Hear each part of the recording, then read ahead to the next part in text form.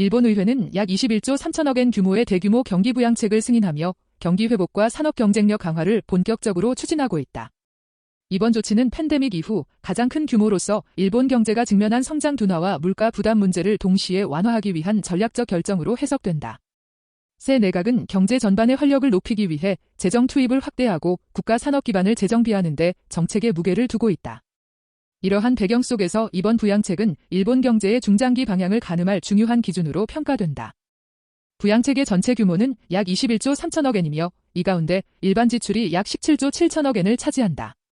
임시 세금 감면은 약 2조 7천억 엔으로 편성되어 국민의 생활비 부담을 즉각적으로 줄이는 역할을 하게 된다.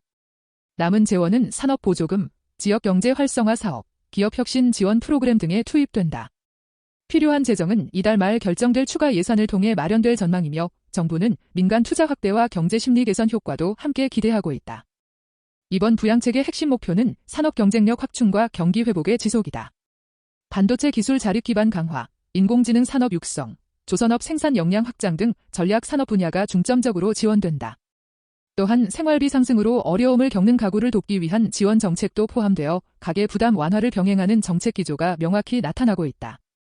정부는 산업 투자와 국민 지원을 함께 추진함으로써 경제의 균형 있는 성장 기반을 구축하려 하고 있다. 시장 반응은 신중한 흐름 속에서 전개되었다. 엔화는 최근 10개월 중 가장 낮은 수준까지 하락한 뒤 소폭 반등했으며 일본의 장기 국채 수익률은 상승세를 보였다. 이러한 움직임은 대규모 재정 지출을 통한 공공부채 부담 증가 가능성이 반영된 결과로 이해된다. 금융시장은 부양책 자체의 긍정적 효과를 인정하면서도 재정 건전성 악화와 금리 변동성 확대에 대한 우려를 동시에 나타내고 있다. 향후 정책이 채권시장과 환율시장에 미칠 영향이 중요한 관찰 대상이 되고 있다. 이번 정책은 팬데믹 이후 일본 정부가 경제 전략을 새롭게 전환하고 있음을 보여주는 상징적인 조치로 평가된다. 정부는 단순한 경기 대응을 넘어 미래 성장 동력 확보에 집중하고 있으며 특히 반도체와 인공지능과 같은 핵심 산업 분야에 대규모 예산을 배정하고 있다. 이는 글로벌 공급망 경쟁이 심화되는 상황에서 일본의 산업적 위치를 강화하려는 의도와 맞닿아 있다.